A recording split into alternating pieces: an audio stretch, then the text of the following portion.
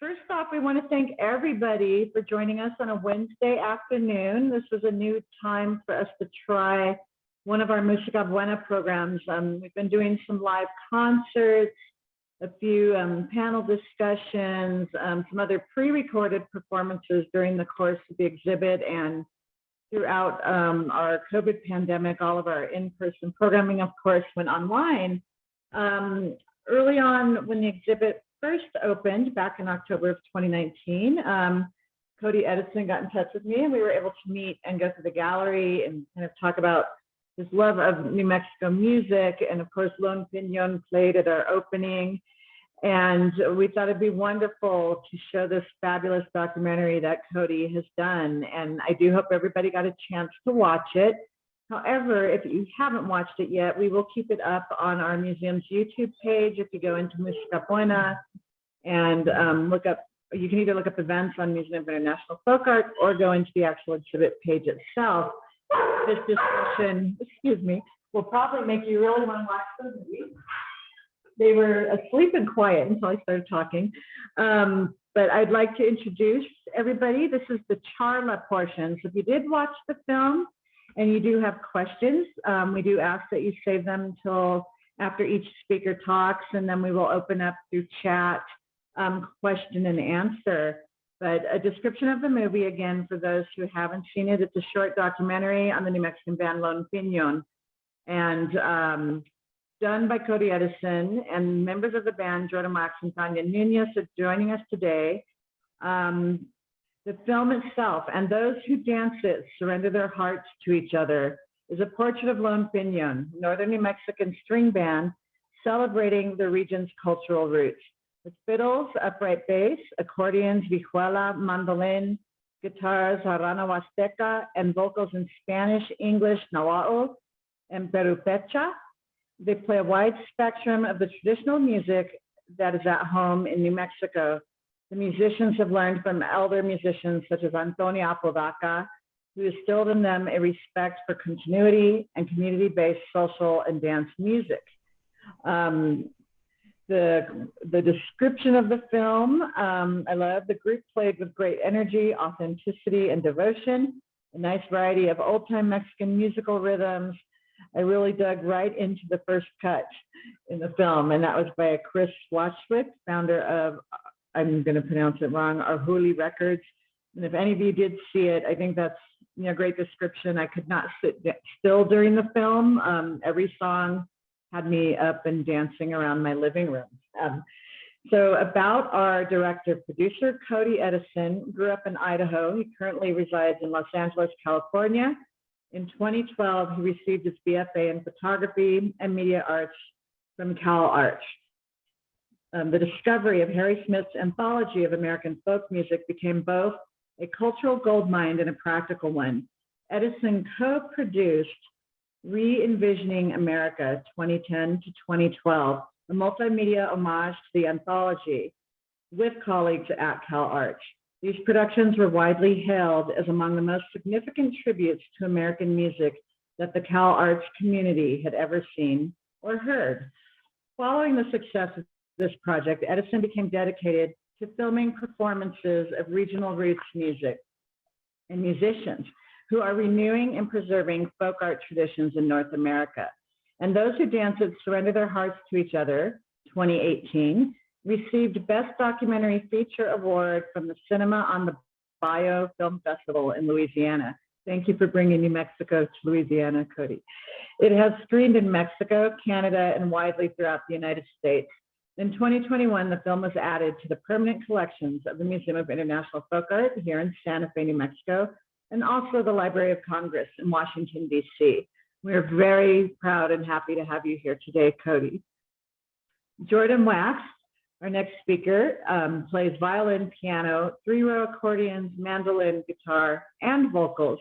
He grew up in Missouri and was traditionally trained by Master Ozark fiddler Fred Stone King and Central Missouri dance fiddler John White. Jordan has worked as a band leader and accordionist for Yiddish dance for years before his work, before he came into New Mexico and did New Mexican inspired fiddle. He traveled to Mexico for 6 months for an immersion in Mexican huapango fiddling. And I think you did hear some of that in the film last night, where he learned from Rolando El Quecho Hernandez of Trio Cincon Tepec, and Casimiro Granillo of Trio Chicamole, and a variety of local fiddlers in the Huasteca region in San Luis Potosí. He studies traditional New Mexico dance music, and he has been guided in the past by Tomas Maez, a mandolinist from Santa Fe, and Antonia Apodaca, who recently passed away. And many of us grew up hearing her on the bandstand, Spanish Market. So Jordan got to work with her personally and learn a lot from this fabulous woman. In 2018, he traveled to Morelia, Michoacan for a few weeks of intensive study with master in son Caletano violinist Cera Ibarra Cortez and Rebecca elder and composer Tata Pedro Dimas. And we're very happy to have Jordan here, and thank you for that lovely intro music. It was wonderful. It's getting hard to sit still or stand still when you're playing. And we are also joined by Tanya Nunez, who has joined Jordan and Lone Piñon. You don't see her in the film because it was done previously, but she brings a wonderful, wonderful background and perspective and talent to New Mexico's music traditions. She was born in southern New Mexico. She grew up in a musical family where no celebration was complete without music and dance. Rancheras, polkas, valses, and cumbias. She has worked as a bassist in a variety of traditions, from classical, tango, Persian, and Arabic, to country, rock, and funk, and soul. Though she plays many styles, the beautiful and diverse music of the Southwestern US and Mexico hold a special place in her heart, and she is honored to study and share it. And we welcome you today, Tanya. Thank you all for joining, and I'm gonna let you take over. Hi, everyone. I'm Cody. I live in Los Angeles, and I want to take, we each said we're gonna have like 8 to 10 minutes each to kind of speak a little about don't mind the barking dogs. That's I don't know if you can hear them, but we're gonna speak 8 to 10 minutes and then dive into the discussion. So I wanted to share my background a little and what kind of drew me to what draws me to New Mexico and to music and Lone Piñon, and hopefully present that so you have a clear idea of what it was. First of all, I think the cultural appreciation I have for New Mexico, and it's not exaggeration, has been since I was born. My dad had a gallery in Chicago that represented contemporary artists of Native American heritage. So when I was 6 months old, my dad and mom moved out to Idaho, and I spent one day a week with him in his gallery at CM. And in there, I didn't have a tablet. I spent most of the day looking at all of these things in there, which ranged from yay rugs from Shiprock to stuff by Mark Suazo or Goldtooth, or from Tasuki Pueblo to original Western movie posters. So it was education in itself without needing a history book. And from there, later on, New Mexico, I had never been to until I was a junior in high school. My mom and I moved to California, and my dad back out to New Mexico. And I would go out there and visit him. And I actually, when I was there, I would photograph, and those photographs were what I submitted as a portfolio to Cal Arts. From ever since 2000, I guess 6 or 7, he's been located out in New Mexico. So when I was at Cal Arts, music became, you could say, I don't remember where I read this, but people say that, some have the Bible and the others have the anthology of American folk music. I am the latter. In the bio that Nicolasa read earlier, I was introduced to the anthology of American folk music at Cal Arts, and it kind of, all of these doors sort of opened up for me, and kind of moving on from an interest just solely in black and white photography to something much more expansive. When I look back, I think of people like John Cohen, who, he also recorded music from Peru on Folkways, but also photographed Robert Frank's Pull My Daisy with the Beatniks and made field recordings all over. He filmed Roscoe Holcomb and had this dynamic art practice that was sort of rooted in an interest in history place in music. So that became something really important to me when I was at Cal Arts. And in my own way, looking back, I was in a band. We toured all the time. We played in Los Angeles. We were producing music shows, which at Cal Arts was trying to incorporate the interdisciplinary spirit of everyone in the school sort of was involved. And the anthology is broken up into ballads, social music, and songs in the 3 parts. We did 1 part a year. And from that, I'm going to build into Lone Piñon here. From there, I got, with this interest in music, invited to an artist project filming regional roots music by a project by David Bunn called Deep End Sessions, which for those of you who are still yearning to have concerts as we're trying to get back to normal, you should go check it out. But thanks, Jordan.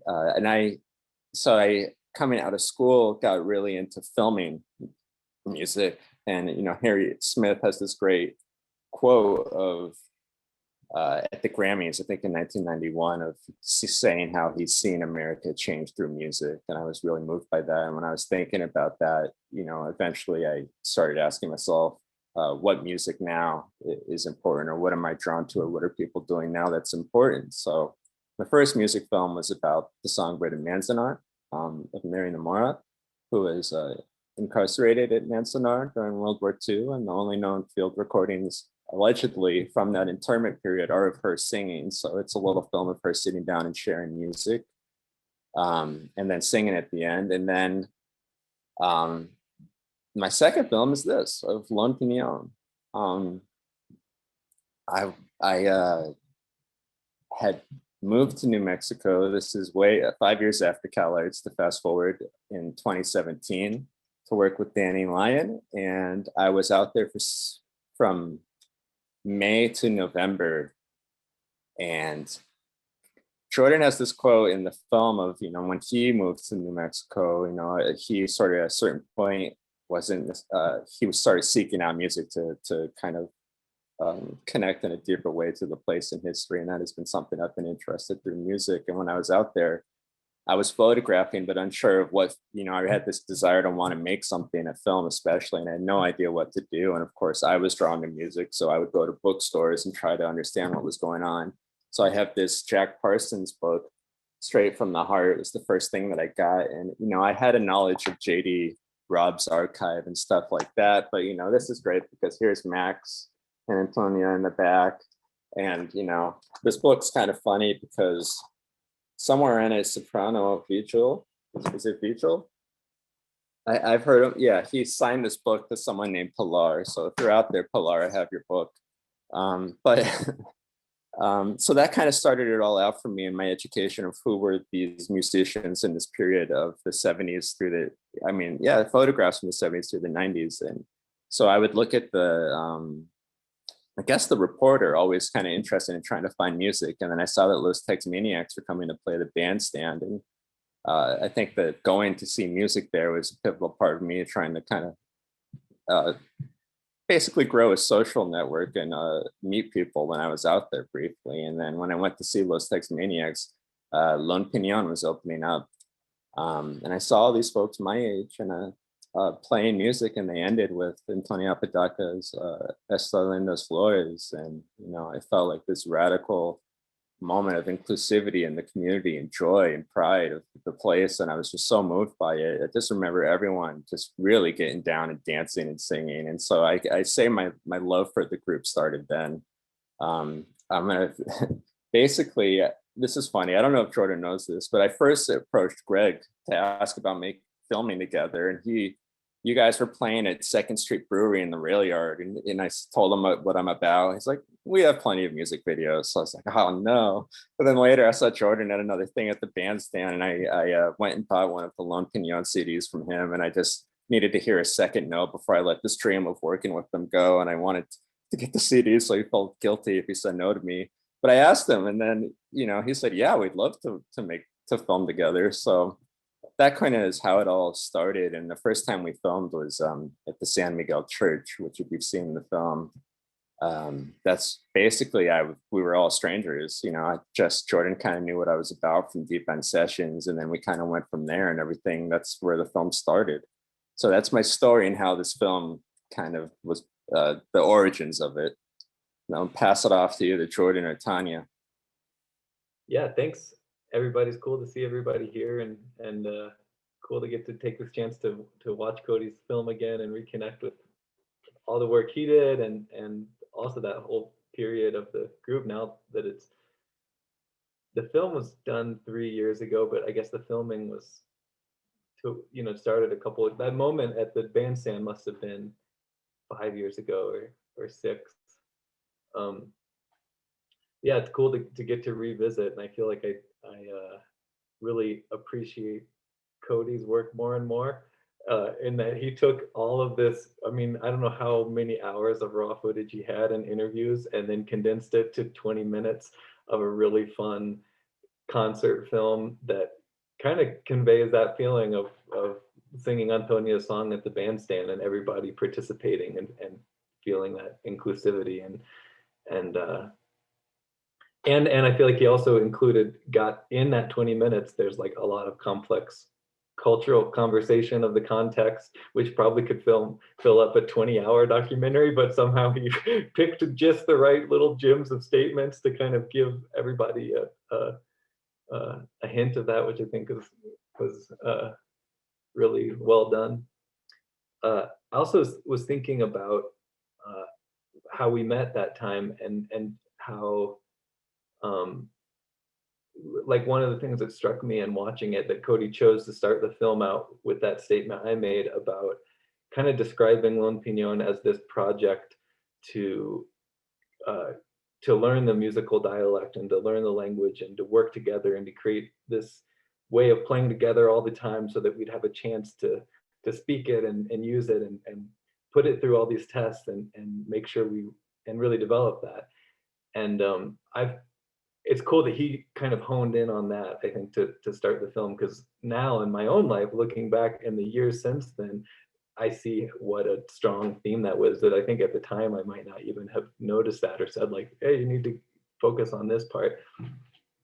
And hearing Cody talk about meeting at the bandstand, I think he was with some of his musician friends and bandmates from LA, and it was cool to complete that cycle kind of after the film was totally finished.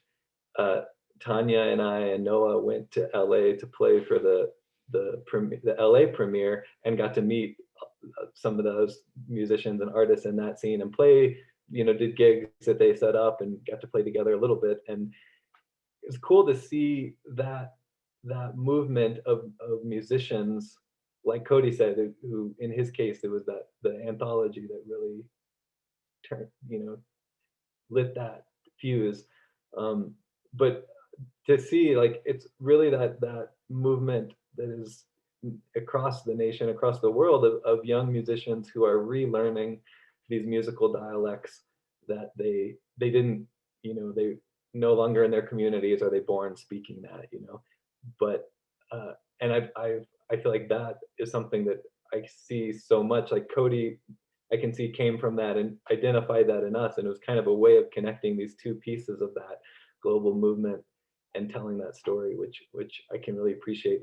And since then, yeah, I feel like I've thought about that a lot, and that one of the terms that I've learned for it in a linguistic context, because I love the language element of it too, and like language revitalization along with the musical revitalization, and thinking of the term I've heard that's really accurate but really nerdy is a post vernacular dialect acquisition or language acquisition.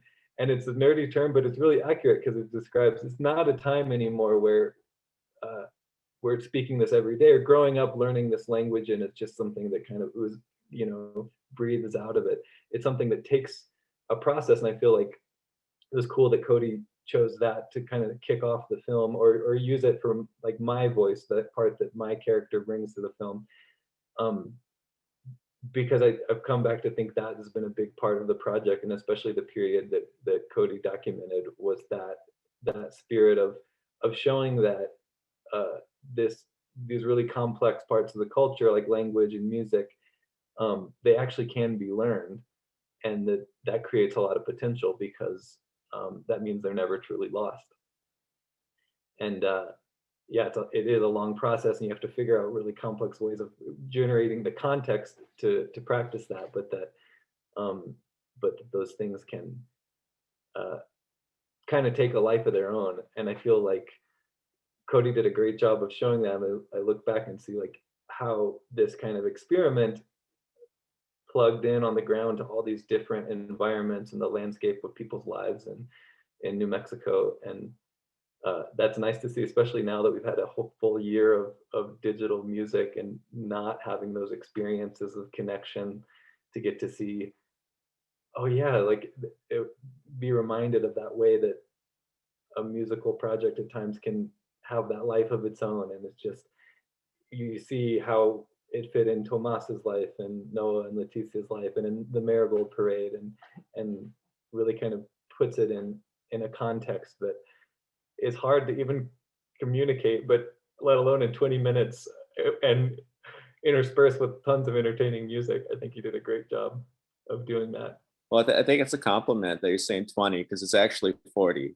Oh, it's 40. Oh, Yeah, yeah. wow. It just flies by. I think I got bored and I turned off the second half. So, the 40 minutes. Okay, 40 minutes of music. Yeah. It's still a lot to fit in there. And one thing that it just, I have the microphone that it brought up for me that made me think about was, I've thought a lot since that time about that process of music acquisition and that work at, that's kind of cultural activist work to support that musical language, and how that fits into the bigger context of the culture. And there's an image that I love that I know I've talked Tanya's ear off about it, and probably other people's too, but it's an illustration of a cultural iceberg. And it's a huge iceberg with a little top sticking out that you can see over the water, and underneath is all this complex cultural context of our, what we've inherited from thousands of generations of ancestors, and survival and epigenetics, and the meanings they've and spiritual experiences they've had, and survival, and what it feels like to be alive and in relationship to each other, and all of that huge amount of subconscious cultural information that we all carry. And then at the very top, like over the surface of the water, you see like language and dress and folklore and customs, these very, they're powerful parts because they're so visible, but they're connected to these huge roots. And it's really interesting to think of the project of Lone Piñon as like, we work in that very finite, superficial area of a musical technology, and that there's a lot of potentials and pitfalls in that, and that really unique role that it plays in a cultural ecosystem. And I think part of it that is so creative is that sense that showing that those things can be reclaimed and they can be reconnected, and just in us learning that music and playing it, I think Cody shows in the film like all these ways that it starts just kind of locking into place in people's lives, because everything else is there, and there was just like a superficial expression of that was missing. And when that's put back, sometimes it's just like clockwork, that it can fill in so many gaps and be just as meaningful as it is for us. It can bring so much meaning to people. And then another thing that I've been thinking about a lot lately is the pitfalls of that, and that role that working with such a superficial element of the whole cultural picture, especially in Santa Fe. And I think I've been really aware of that like this past year, and just thinking there's such a history here, especially in the context of having we're so fueled by dependent on a tourism industry, and in that a lot of that is based on an ethnic and cultural form of tourism. So there's such a history of discouraging people from expressing their culture, taking away the space that people needed to do that in a healthy way. But then when the tourism industry or some industry sees that there's a benefit in that, creating a commodified version of it and selling it back, like we have with the kind of faux adobe architecture in Santa Fe, and a lot of the ways that ethnic tourism that doesn't take into account the well-being of our community and the people it's portraying. It actually can be harmful at the expense of a few people. And it's in that context, it's really challenging to work with a tradition that is a superficial element of culture and can be commodified like that and separated from the big picture of the community. So I think it's cool to see Cody. I think years ago, even before I could articulate that, I think Cody really got that and included that bigger, deeper picture in the film, and especially from the perspectives of the collaborators of Noah and Leticia, and getting the irrigation in there. And that was a really cool way of responding to that. And I thought just in general that antidote to that kind of fragmentation of culture into these limited things is to realize that culture is people, and that it's all about the bigger picture, which I think Cody portrayed really well. And as we go forward, just realizing that it's, and the whole health of the community and all the culture is expressed in those things, and it's not separate. And investing in spaces for our community to be healthy and for everybody to be represented create spaces for that music to thrive in a way. And there are times looking back, I wish we could have had an extra 40 minutes or 40 hours to include all that in the film, but I think Cody did an awesome job of encapsulating that in just 40 minutes of footage, which I'm sure he spent a lot of time editing, because there was a lot of raw footage that went in there. And it's great to get to see the beauty that comes out of that, of the images and the music, and so much music that, if it hadn't been documented by Cody in this way, wouldn't exist, because music's so ephemeral, it just drifts away. And I get to see it, and it's like experiencing that music for the first time, because sometimes it's been 4 or 5 years since I've heard that tune, and say, wow, that's good music. So yeah, that was just some of what I thought about seeing the film. I'll turn it over to Tanya. Hello, everyone. My name is Tanya, and you may have seen the top of my head a little bit as I was trying to help my mom, who I think is no longer a part of the Zoom, but it would be the first time we're on a Zoom together, and I think she got booted off. I don't know. Anyway, her name is Ernestina. If whoever is controlling the Zoom sees her, try to log back on. Anyhow, I just wanted to talk a little bit about how I arrived to playing this music and working with Lone Piñon, and then of course, getting to watch this beautiful film that Cody made. And I think, Jordan, you made some really good points about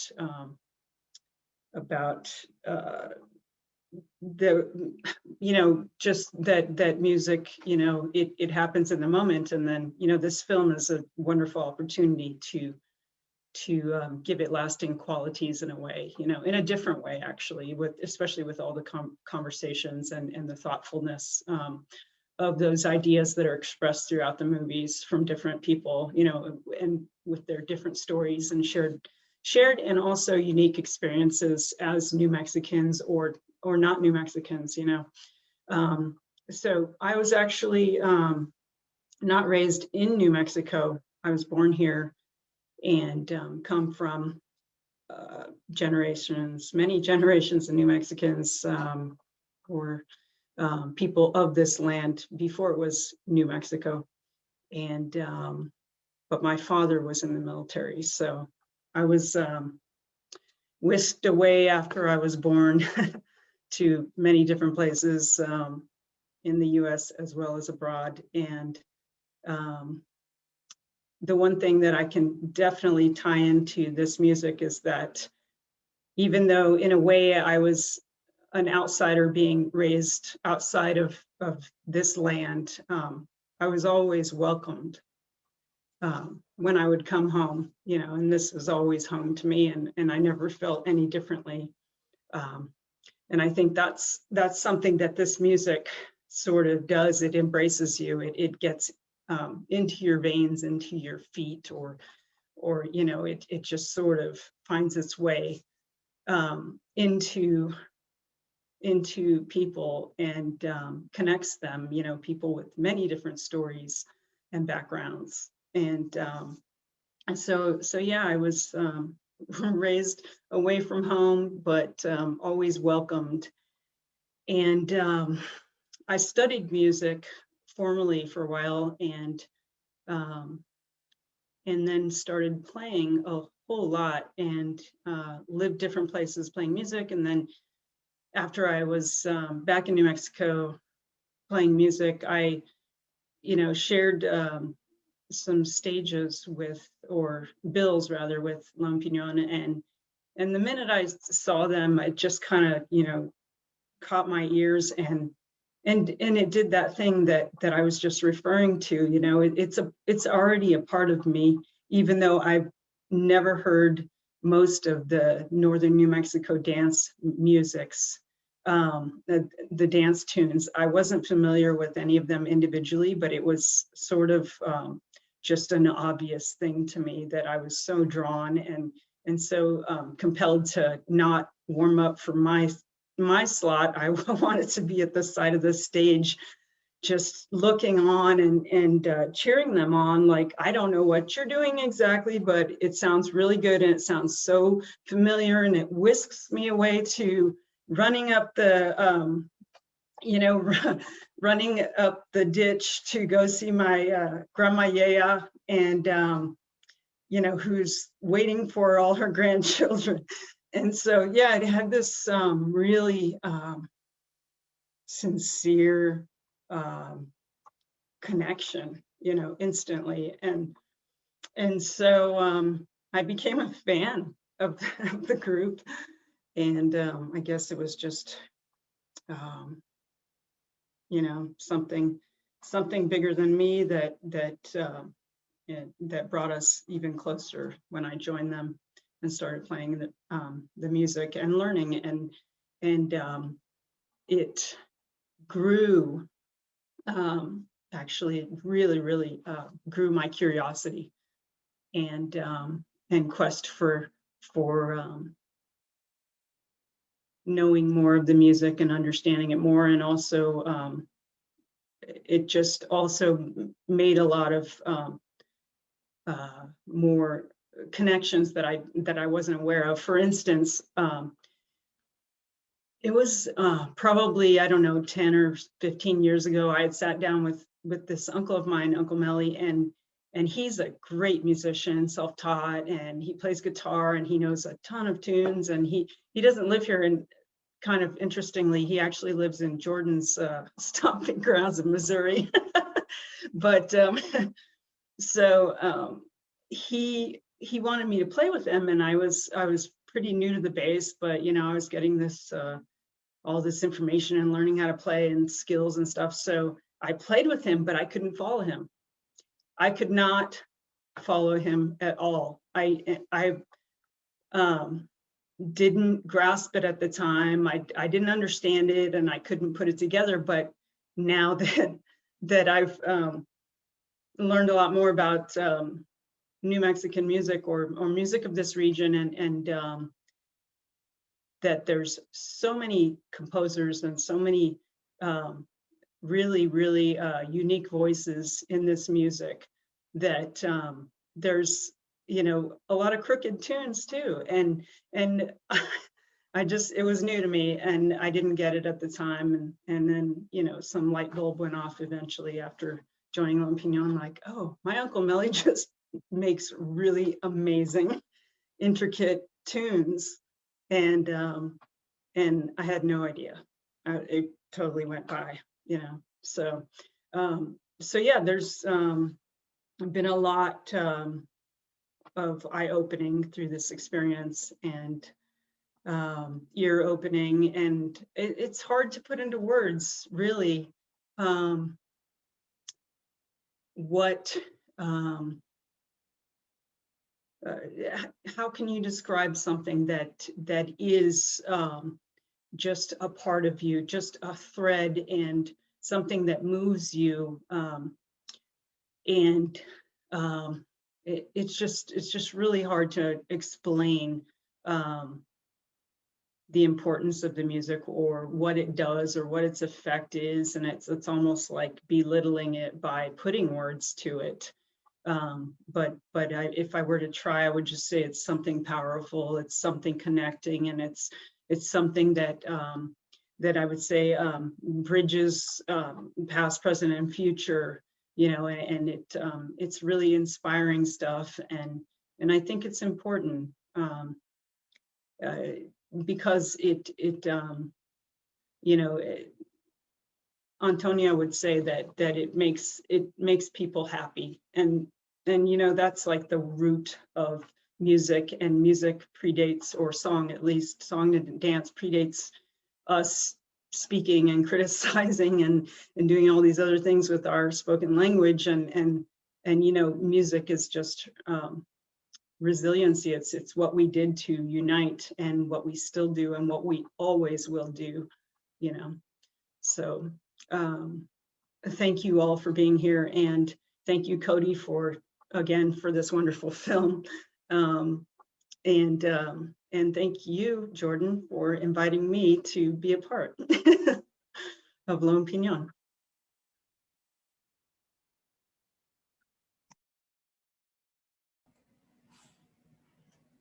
I think I saw you recently posted that you were playing live, and you had this beautiful thing, just to tie in what you just said, that you wrote, that I wrote down, because I think at the core of what draws me to music, you articulated, which music and dance connect and heal us like nothing else. And I thought it was really powerful to see you write that, and to see that you're performing again live. So one, how did it feel? How did it go? I haven't heard live music in a long time. Wow, yeah, that was it's pretty magical. Yeah, it just those are the best words I could find, you know, to express it.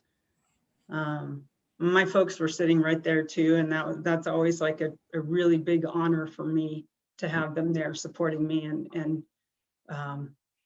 you know, just yeah, but it's beyond words, Cody.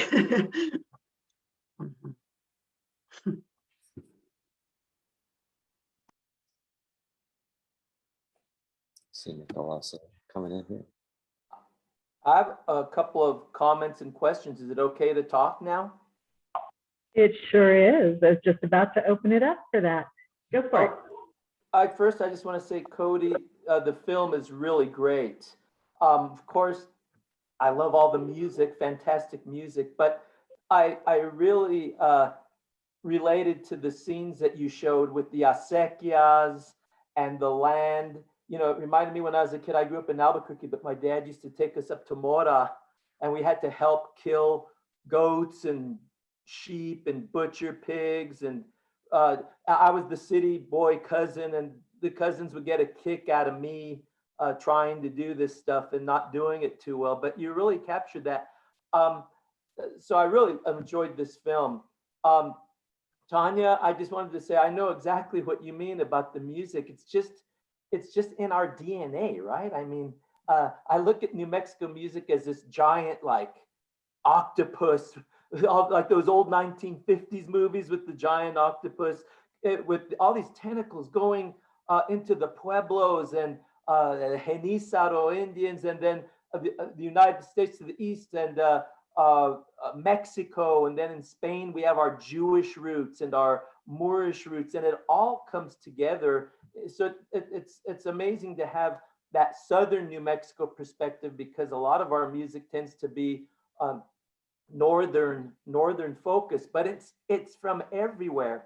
And then Jordan, I was thinking about your journey to New Mexico music. You have so many different influences, and it just makes me think, you know, you Lone Piñon, Lara, Tanya, all you young people, you're like, it's kind of like a renaissance of New Mexico music. And then it throws me back to the 70s. I was a little kid, but my dad and my brother were doing the same thing with the violin music, because back then, when I was about 10 years old, they were the viejitos were playing up in the mountains, and my dad and my brother was probably 18 or 20, and they'd go up there and mine these songs from these viejitos who are playing the violin and guitar music. So it's just great to hear that. But Jordan, I just have a quick question. I know you've talked about it, and Nicolasa talked about she read your bio essentially. But can you just go a little bit deeper? How did you go from you have this brilliant Jewish music tradition, and then you've done the Mexican studying. How did you end up in New Mexico? What grabbed you about New Mexican music? Yeah, sure. I think I didn't come to New Mexico as a musician. I was just like so many immigrants to this area who thought they were just traveling through, and then 25 years later, like, well, I guess I ended up immigrating there. So yeah, I didn't make it a point or a goal that I was going to go to New Mexico and get involved in music here. But I think I just came here I was kind of in between and for other work. I was working as a cook at a retreat center, and I think, yeah, just started missing the kind of connections that I had really supported me so much in Missouri and just anywhere else that I had worked with other musicians. I think because I just provided such a deeper dimension in my life and connection to a place and just sense of my place and context and time and just the enjoyment of the process of learning tunes and stuff. So yeah, once I was in New Mexico and I think because I had experienced that in another context, I was like, I know it's here. I just haven't seen it, So gradually just started, taking each step towards saying, well, what about this? What about learning? I got a CD of Antonia from Kin and Jeannie, and then was doing some of the tunes at a farmer's market, and then our friend Tomas Mays came up and said, hey, give me that fiddle, I'll play you a chotis. So I think it's one of those things where just taking the first step, and it took me to where I wasn't yet, and created more and more connections.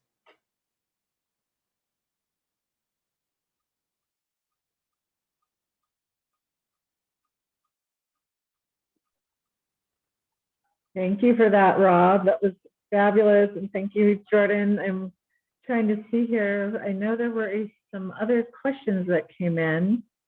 I am not on my normal computer today, so let's see. Well, somebody did ask about a basic class here. Yeah, something just occurred to me. It's a great idea to do a class. I've thought of that, like New Mexico music appreciation for beginners. Just to help people understand. And I think one thing that I just remembered, that we have the liner notes to the most recent album called Nuevas Acequias was kind of made with that in mind, that it's a sense to the project started. The goal was to record one of each dance genre of northern New Mexico music on the CD, and I don't think we made it. We have there's already I don't know 27 tracks on the CD, so it's getting to a point where no one would listen to it. It's too long, and but we tried to do that and put information in the liner notes about each of the terms, so that album could kind of be like a primer to get started and be like, okay, here's a little bit of the breadth of the dance genres of northern New Mexico dance music. And so I recommend that as a good starting place. That would be wonderful. I have a couple different questions. I'll see if a few more come in on the chat, but people are being rather quiet. One, now they're barking. They're always quiet. Regarding the dances and the dance songs and music, obviously most New Mexico music makes you want to dance, but there's songs that are specific just for dance. which we refer to as the colonial dances, even though we know most of these dances started probably have origins then, but later during the territorial period. But what drew you to the dance-specific music versus the whole family of New Mexico music, but the dance songs in particular? Yeah, that's a great question and a good thing to specify that about what our project has always been about, that dance music, and less about there's so many other things like Rob was saying, it's this octopus with arms everywhere. There's vocal poetry traditions, religious traditions, all this, and it's all great. But I think part of that is just a bias from my interest and background, and that's something that I was involved with in Missouri that made a really big impression with me as a teenager and in my early 20s, getting to work with elder musicians who were dance musicians. And I think also in my work with Jewish music, that's a big part of it, that like these traditions there, and that's part of why over thousands of years or more, I guess, is as old as humanity, like Tanya said, you feel it. It's something that and I think Antonia Apodaca is a great example of that, that the minute she picked up her instrument, there was this pervasive physical, like you felt differently in your body, and that's something that's so hard to, it was not about the notes she was playing. Part of it was in, I think a lot of it in the rhythm and the sense of rhythm and the phrasing and the sense of the physicality of it. And I think that's an element of music that has always been really, really spoke to me. And it's just fascinated me how that gets passed down, and that feeling in your body you can learn it and emulate it and pass it around. And that is just a universal element of traditional dance music that captures my attention so much. And I love like the narrative ballads and the poetry, but I think that's always been something with this project. And then just the collaborators that we've worked with, almost every one of them's had an awesome sense for that, so that's come through a lot. Wonderful. Well, I hope we get to do some live music and dancing again soon. I know we had early on wanted to do something at the museum before COVID kind of closed everything. So here's looking forward to the future and continuing these traditions. Let me peek in the chat so I don't hog all the questions. I do know, I think there was one through email that I have to look up.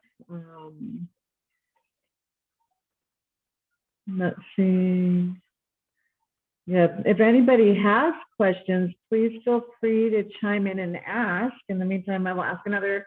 Cody, I really loved the inclusion of the acequias. I loved the whole film, but in particular, I find the tradition of music and singing for the cleaning of the acequias and this community aspect of singing while working or when you're taking a break, a really beautiful tradition. So I've been trying to search out other instances. I know there's still acequia organizations around Valencia, Spain that still meet weekly. During COVID, not so much, but a few years ago, I had heard that the acequia group still meets weekly to discuss issues of cleaning the water and taking care of it and that sort of thing. Jordan and Tanya, for both of you as well, when putting together the exhibit, I only found a couple of acequia songs. And Rob, if you're out there, you might know of some more too. Has anybody really delved into acequia songs or the number of them? Because it seems that the ones I've heard still tend to be more recent, more 20th century, post 1950s. So I'm in search of what the oldest acequia song in New Mexico would be, or number of songs, or if they're, something that's just made up as people clean the ditches.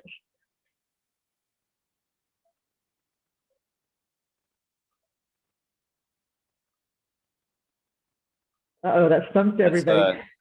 That's a great investigation that For me at least, I was sort of following the lead of what the Martinez family wanted to share with me, which sort of snowballed, and which was awesome. Which anytime there was an invitation to me, I said yes and brought the camera. As for the other stuff about the music, I'd love to hear from Jordan and Tanya of others that do music, or if you know of how far back you could trace songs about it.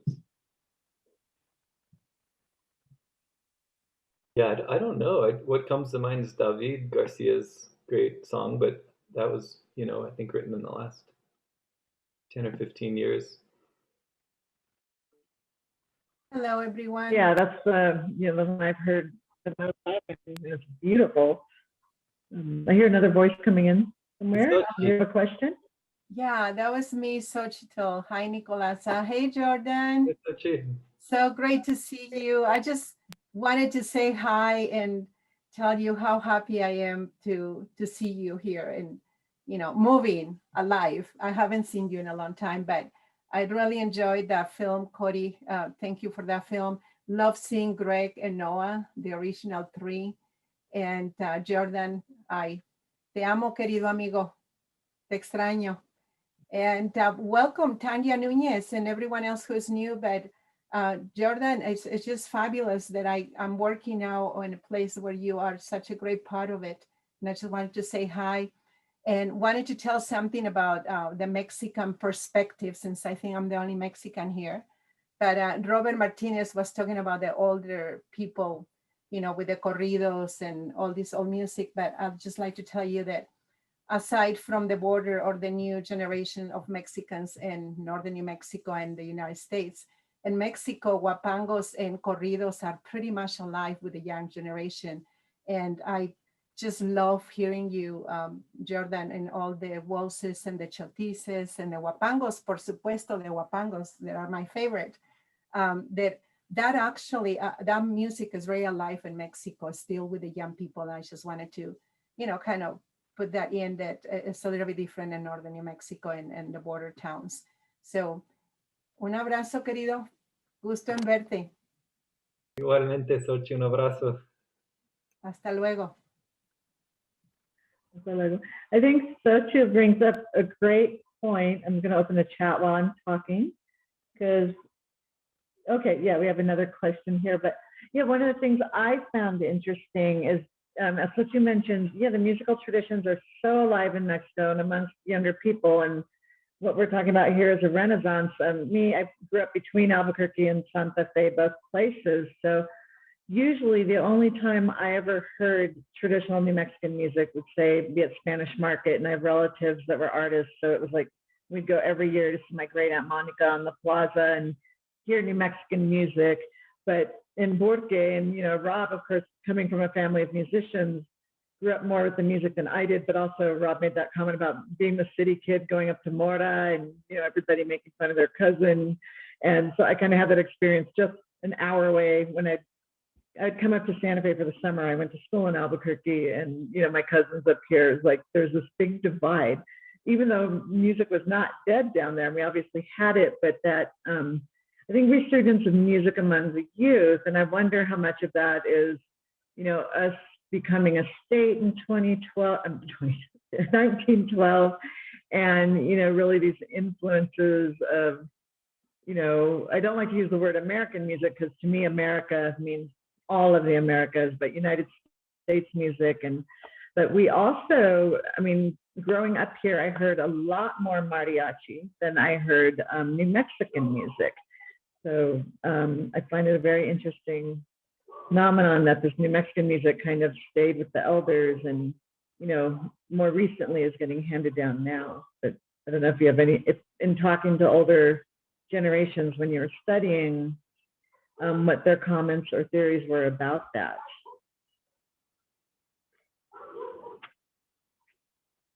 Is that for me, or who wants to go first? Wants to answer it. Yeah, I can start talking. Yeah, I think a lot about that, and as I kind of approach it from this background and variety of traditions, and you see so many of those parallels, and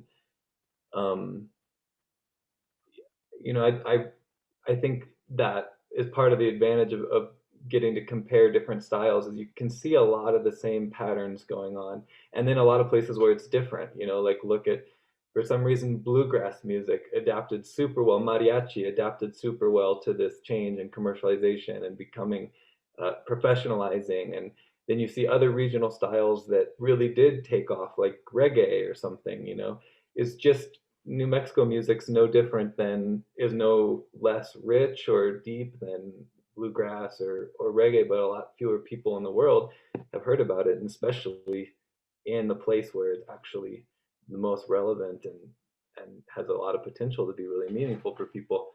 And I think of one of the things I noticed in the film when Noah and I are talking and someone says the word disruption to describe what happened. And I think that is interesting. It just struck me that we kind of encapsulated it in one word and left it there, because it could be so much to talk about. And I think you see, I think of it as a process of colonialism. You see, in everywhere where there's traditions, regional traditions that go against the dominant mainstream, and especially the mainstream economy, those things are shamed and frowned upon and excluded until eventually they end up, you know, they're really dissuaded from existing. They're oppressed. And I think that process you see, like in northern New Mexico, it's not so much that people just lost interest in the tradition. I think there is a lot of cultural change that happens for positive reasons, and even when that happens, it can be nice to go back and look at something older and get inspired. Like, for example, I think the introduction of mariachi instruments, there are a lot of positive elements of that in New Mexico, where musicians saw it and they're like, they sound great. You know, I want one of those, like a guitarrón, like it's small, it sounds good. Okay, let's, you know, and that's how the guitarrón eventually, that's how it originally started in Mexico, is it replaced the harp because it was more convenient and sounded cool. So I think there are those changes that are happening that are positive, but there's also reasons that are negative, and those are the ones that we want to reverse, where people are dissuaded. And that process of disruption, it's not a disruption that it's easy to look back and be like, oh, this music was being played in the 1940s. It wasn't being played so much or transmitted after the 70s. So there was this period of disruption. But I think actually the disruption is a quality that of imperialism and colonialism that's still happening, where people don't have a space to practice their way of life or a choice of practicing their way of life. And you see it like in Santa Fe a lot. I was thinking like there's the struggle right now to preserve the multicultural mural downtown, which I really like that, and I've learned a lot from that, and the leaders of that and the Three Sisters Collective. And I feel like that kind of process of fighting to maintain a space is exactly what undoes that disruption. And if we don't fight to maintain those spaces and, you know, keep just rewarding whoever has the most powerful or the most, this is cool because it you know, it comes from the East Coast or comes from the California, the centers of culture, and we don't invest that in our regional culture, in our communities here, and the integrity that of just quality of life and the community health that is needed for those, that disruption will just keep happening regardless of how much revitalization you try to do. Jordan, Very true. can I piggyback on what you're saying? Yeah. You know, that disruption you're talking about, it's waves of history, right? And clashing of cultures. My dad always taught us that we're Mexicanos. He said, we're Mexican.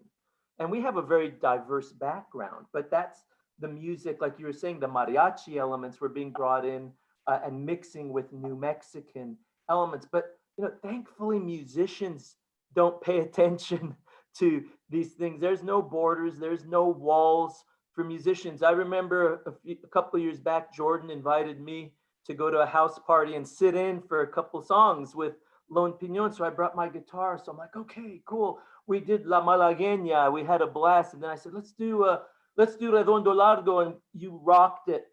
And then Jordan leaned over to me and goes, hey man, let's do I've Just Seen a Face by the Beatles.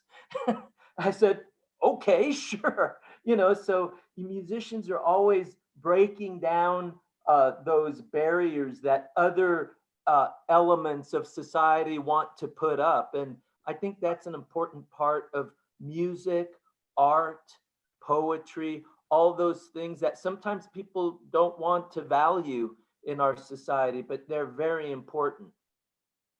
Can I add something to that, Robert and Jordan? Just because I'm totally, you know, nodding with my head and everything that you're saying. You know, one of the things that I, again, from the Mexican culture that I come from, that I really value in New Mexico is that the traditions persist more, I feel, than any other area or region of USA. But I think that disruption, one observation that I have is that the culture is amazing. I'm so grateful to have been here for this many years in New Mexico and United States, but the culture is so different. So I feel like our cultures, the young and the old, separate a little bit just because that's the cultural tradition in this country, as compared to Mexico, where the old and the young are always mixed, and the tradition and the musicians, the poetry, everything is still impermeates every gathering in our daily life, which that's the reason I was attracted to move to New Mexico, because I saw that. But then once that I was here, my daughter commenced to, you know, grow up and become a young lady, and we will go to gatherings downtown. She would always say, "Mom, there's no young people here. They're all old people." And that's when I started surfacing, you know, like, okay, it becomes a little bit more, not elite, but, you know, not a disruption or separation, but just it becomes people who like this kind of thing. They gather at this time and with these people. And the people who are young and do this gather at this time and with this kind of music. And that's when I, you know, started to kind of realize that the culture is a little bit different, and yet is so amazingly equal to Mexico in many ways, the way I grew up. But that's one of the greatest things in New Mexico, that you guys are here, that you continue to bring these old traditions with the young and the old. Inevitably, the young people is still knowing about these songs and knowing about these traditions that we at times feel that is only for the old people. And since I have the privilege to have the two perspectives, I feel there is a connection. Like my daughter has been in many other gatherings where this music and, you know, the mariachi music and the corridos, and she just gets into it. And many of her friends and many young people that I'm like so impressed that this still exists here. And that's one reason why New Mexico is a region, why I just love being part of all of you. And I think I was on that party, Jordan, that Robert was talking about, the one day at Noah's home. And I remember that, like all these musicians, and I didn't know I was going to be talking to you guys now many years later, but that was an amazing time. And it was such a great thing to see how you just never stop playing, and musicians kept adding and moving, and it was just so incredible. And yes, I do have great memories of that time at that party with Noah. I think it was in Noah's home. You were one of them. You were dancing. Yeah. Well, yes, I was.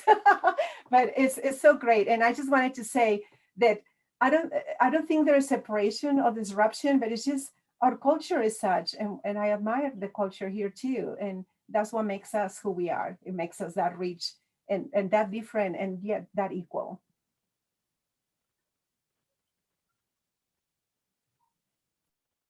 Thank you, Sergio. That is just your beautiful description. And I do think that's true. You know, many family gatherings, house parties for many New Mexicans, there's always a musician in the family somewhere or several, and you don't have a party without people coming together to sing, and multi-generationally, which I think is a beautiful thing.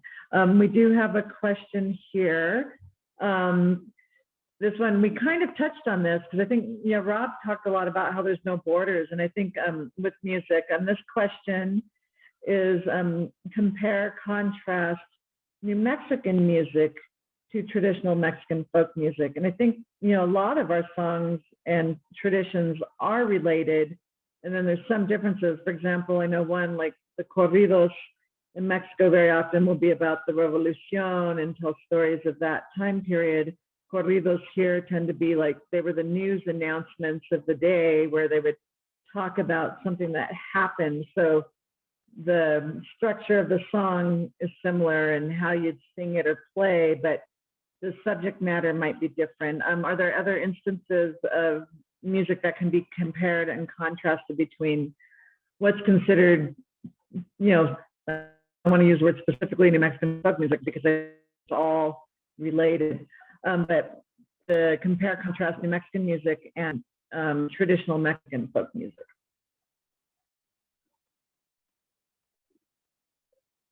If anybody wants to answer.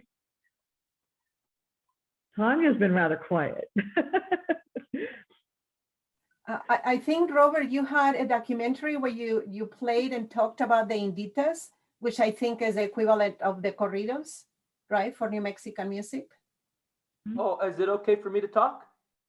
Oh, Yeah. well, the inditas in New Mexico are like the corridos in Mexico. They have the same roots. They go back to the romance tradition from Spain. These are folk songs that talk about life and how you spread news and tell stories about heroic people and events. And so, yeah, the inditas evolve in New Mexico, and they talk about, generally they tend to be about life in New Mexico, like in the late 1700s and in the 1800s, how difficult it was. They sometimes have a religious element, but they also talk about the violence of life in New Mexico and how hard life was. And Nicolasa, you're correct. The corrido in Mexico tends to be about the major historical events there, whereas here they're about whatever happened. I mean, my father wrote a lot of corridos. He wrote the Daniel Fernandez about a soldier in New Mexico who died in Vietnam, and then he wrote the Rio Arriba corrido about the courthouse raid at Tierra Maria. So, but I think that corrido tradition, we have to remember, we have a very strong connection to Mexico. Mexico is our roots. Our roots go to Mexico, and so our folk music tradition is Mexican. And so, you can hear alabados, the penitente alabados in northern New Mexico and in southern New Mexico too. And then a friend of mine, he sent me a recording he had from around Durango, Mexico, and it was women chanting alabados. And I was like, wow, you tend to think of men chanting these penitente alabados. And I'm like, listen, well, they sound just like ours, but it's women doing it. So I kind of like that it crossed the gender lines as well. So there's all kinds of connections to Mexico that we have. That Camino Real has been going since 1598, bringing music up and us taking ours down there. And it's been going back and forth for centuries. Wonderful, thank you. And Yeah. I want to chime in if anybody wants to hear the inditas that Rob's talking about. We do have several short documentaries up on our YouTube page. And again, you can go to the museum website, go into current exhibitions, Música Buena. But we do have a short documentary with Lon Piñon up that we had created for the exhibition. And then we also have one on Rob, and he is performing an indita in that video, and also something from the mariachi musical tour. Some wonderful mystical Beatles mariachi at the end. So when we talk about that fusion, and Jordan mentioned the Beatles at this house party. So again, just mixing of tradition. But we do invite everybody to go on and look at those documentaries and concerts. And I am not sure, Jordan, if we have the concert you guys did last spring, Leslie might be able to confirm this with me. Some of the live programming on video that we've done for Música Buena, we are slowly getting up onto our YouTube page for people to enjoy after the fact, after it airs. So I'm not sure if that one's up yet. And we did a recent one with Rob as well on Valentine's Day. That's not up yet, because it takes several months to get them up. But we just invite people to come back and, watch these programs and, learn a bit more of Jordan. I do think there should be a class. I would take it. It would be great. yeah, the history and the describing the different, I am a dancer, singer too. So the musical side I love, but also the history side of what these are, what they're related to. Like, what is a chotis? People probably hear that word and go, what the heck is that? Waltz, we can kind of deduce it's related to waltz, but for so many people, there's these names, Varchiviana, or, these names that come about in, the New Mexico dance music tradition that are so foreign to so many people. So I think it'd be a fun class to delve into that. I don't know how we're doing on time. Waiting to see if Leslie or Patricia are here to chime in, and I'm going to see if we have any more questions for anybody, from anybody. Looks like that's it. I think we had a quiet audience today who I hope everybody really enjoyed this. And again, it was great to rewatch the film. Of course, Cody and I have been talking for, gosh, it seems like, well, at least a year and a half. About doing a program and showing this film. So we're just thrilled to have it up and out there for people to see, and really want to thank you for also donating it to the archives at the museum. We're thrilled to have it there. And also, as we talked about, documentary is a great way to help preserve some of the musical tradition, because again, it is live. It's something to be experienced live. And once that moment's gone, you have it in your memory. But to have these documentaries and the voices of the musicians and their personal experiences, I think really it's a beautiful thing, and it can be shared for the future. So with that, we're getting a lot of people saying thank you in the chat. And Thanks for coming. Yes, a lot of appreciation, and really just want to thank everybody for coming out on a Tuesday afternoon. And I think it was a perfect program. There's a little bit of snowfall happening outside, so wonderful to be cozy and talking about music, which also makes you nice and cozy and warm. With that, I guess we will close the program for today. And thanks to all of you. Thanks, Cody. Thanks, Jordan. Thank you, Tanya. And we hope everybody stays safe and healthy. And yeah, just listen to as much music as you can to get through these hard times. It's been a pleasure. Gracias. Thank you. Hasta luego. Thank you.